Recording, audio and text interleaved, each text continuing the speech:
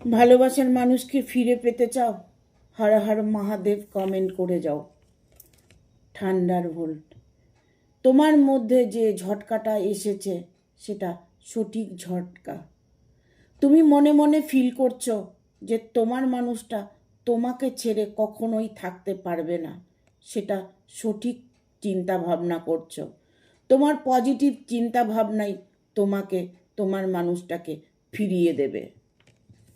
ফ্যান্ডিলিশন, তোমাকে সে এতটাই এখন গুরুত্ব দেবে কারণ তিনি 10 জায়গায় ঘুরে দেখেছে যে তোমার মতো ভালো মানুষ আর একজন নেই। তোমাকে সে এখন গুরুত্ব দেবে, তোমাকে সে ভালোবাসবে, সারা জীবনের জন্য তোমাকে সে মেনে নেবে। এই সিদ্ধান্ত তার মনে মাথায় চলছে। তিনি তার ভুল স্বীকার করে তোমাকে মেনে নেওয়ার অটুট একটা সিদ্ধান্ত নিয়েছে।